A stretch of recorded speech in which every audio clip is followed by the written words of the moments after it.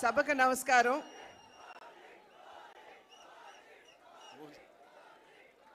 వేదిక మీద ఉన్నటువంటి కేంద్ర మంత్రివర్యులు పెద్దలు గజేంద్ర సింగ్ షెకావత్ గారికి, ఆంధ్ర రాష్ట్ర ముఖ్యమంత్రి వర్యులు పెద్దలు సోదరులు పవన్ కళ్యాణ్ గారికి, ఉప ముఖ్యమంత్రి పవన్ కళ్యాణ్ గారికి, అదేవిధంగా నా పార్లమెంట్ నియోజకవర్గంలో ఉన్నటువంటి 7 ఎమ్మెల్యేలు బుచ్చే చౌదరి గారు, ఆదిరెడ్డి వాసు గారు, మద్దిపాటి వెంకటరాజు గారు, ముప్పిడి వెంకటేశ్వరరావు గారు, బత్తిని బలరామకృష్ణ గారు, అదేవిధంగా వేదిక మీద ఉన్నటువంటి అధికారులకి, సోదరిమణులకి, వేదిక ముందున్నటువంటి సోదరిమణులందరికీ కూడా నా నమస్కారాలు నేను తెలియజేస్తున్నాను.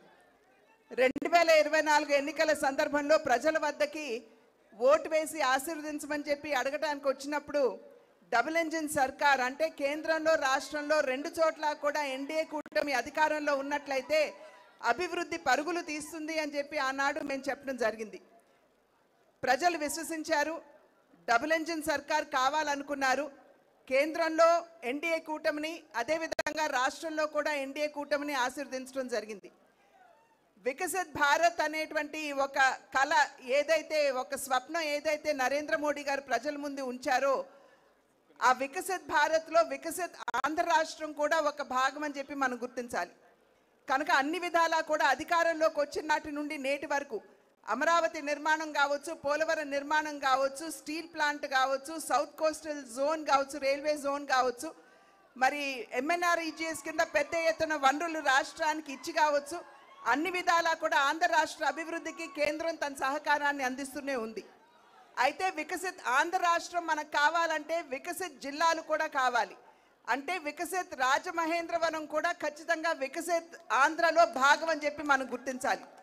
దానిలో భాగంగానే ఇవాళ అనేక పర్యాటక అభివృద్ధి కార్యక్రమాలు మనం శంకుస్థాపన చేసుకోవడం జరుగుతుంది. ప్రత్యేకించి హ్యావ్లాక్ బ్రిడ్జ్ 100 సంవత్సరాల నాటి బ్రిడ్జ్ నిరుపయోగంగా ఉన్నటువంటి సందర్భంలో దాని యొక్క చారిత్రాత్మక ప్రాధాన్యతను గుర్తించి ఇవాళ దాన్ని కూడా ఒక పర్యాటక క్షేత్రంగా దాన్ని అభివృద్ధి చేయడానికి కేంద్రం తన సహకారాన్ని అందిస్తుంది. అదేవిధంగా రివర్ ఫ్రంట్ దాన్ని కూడా అభివృద్ధి చేస్తున్నటువంటి సందర్భంలో నేను ఇప్పుడే అజయ్ జైన్ గారితో కూడా మాట్లాడాను. అక్కడ ఉన్నటువంటి విగ్రహాలని తొలగించకుండా ఏదైతే అభివృద్ధి చేస్తున్నామో ఆ అభివృద్ధిలోనే మిళితం చేయమని చెప్పి వారికి ఇప్పుడే అజయ్ జైన్ గారు కూడా నేను అభ్యర్థించడం జరిగింది.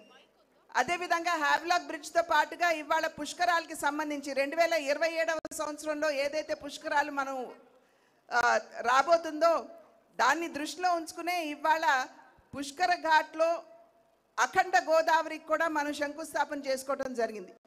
కనుక అభివృద్ధి రాజమహేంద్రవరాన్ని ఇందాక సోదరులు దుర్గేష్ గారు మాట్లాడుతూ హెరిటేజ్ జిల్లాగా రాజమహేంద్రవరాన్ని గుర్తించాలి అని చెప్పి వారు అభ్యర్థించారు.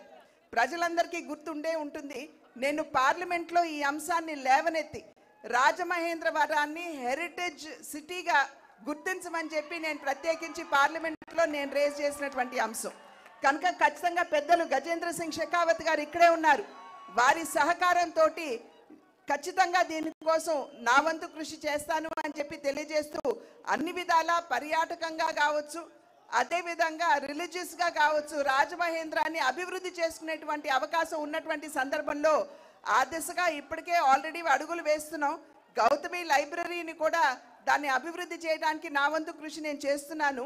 కనుక ఖచ్చితంగా రాబోయే కాలంలో కూడా ఏదైతే ప్రజలు మా పట్ల విశ్వాసాన్ని కనబరిచారో దాన్ని నిలుపుకుంటూ రాజమహేంద్ర అభివృద్ధికి ఖచ్చితంగా నా వంతు సహకారాన్ని అందిస్తాను అని చెప్పి తెలియజేసుకుంటూ పెద్దలు గజేంద్ర సింగ్ షెకావత్ గారికి, ఉప ముఖ్యమంత్రి సోదరులు పవన్ కళ్యాణ్ గారికి, ఇక్కడికి వచ్చినటువంటి ఎమ్మెల్యేలందరికీ పేరు పేరున నా ధన్యవాదాలు తెలియజేసుకుంటూ సెలవు తీసుకున్నాను. జై హింద్.